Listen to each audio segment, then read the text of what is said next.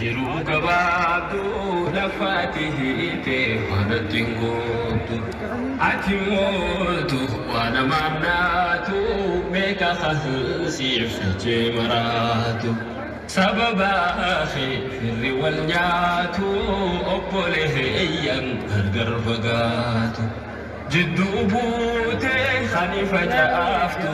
gowwaandii fi si jijjiiraatu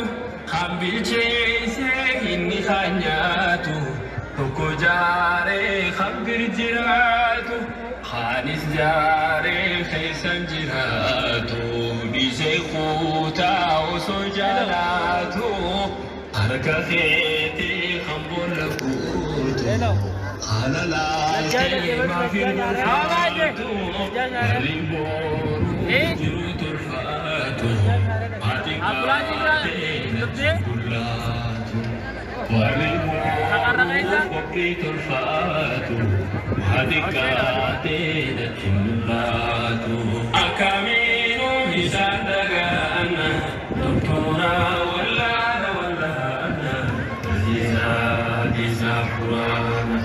abbaa maddaa raashidaati tokkumsa hawaasa maraati abbaa hooshee alamtulaati akkamiinuu isaan dhaga'anna doktoraa wallaana wallaana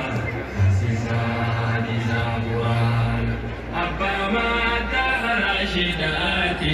tokkumsa hawaasa maraati abbaa hooshee alamtulaati duuti naaftu duwwaanootu duniyaa gubbaa hammam jiraatu osoo waaru namootaaf taate nabii rabbi har'a jiraate gaafa nabi deeman duniyaarra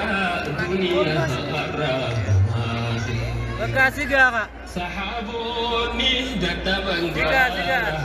ifwallaalaan umar faaraarra nama nabiin du'e ja'ee har'a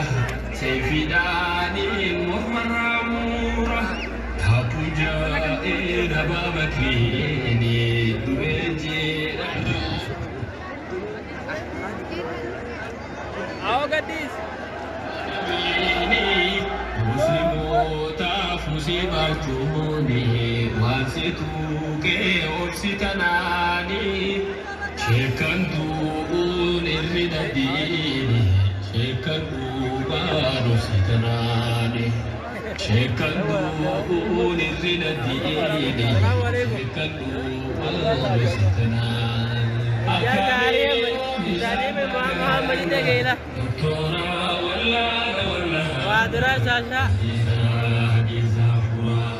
Tadi Muhammad ini modrak di sini.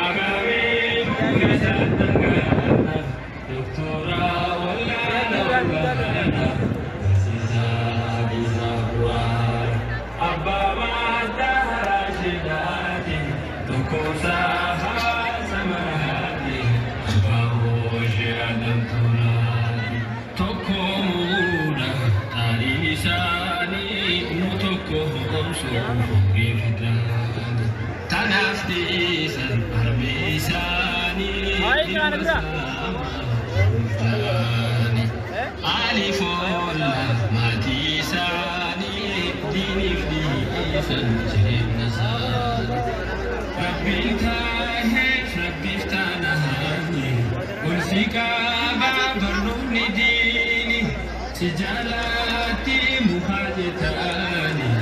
ittijite bi khatanani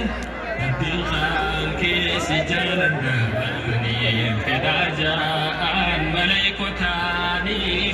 ajinguti gad mahabbani sif marata khalqin dini tashikhatun wallayl sa'ani ingartani تشيخا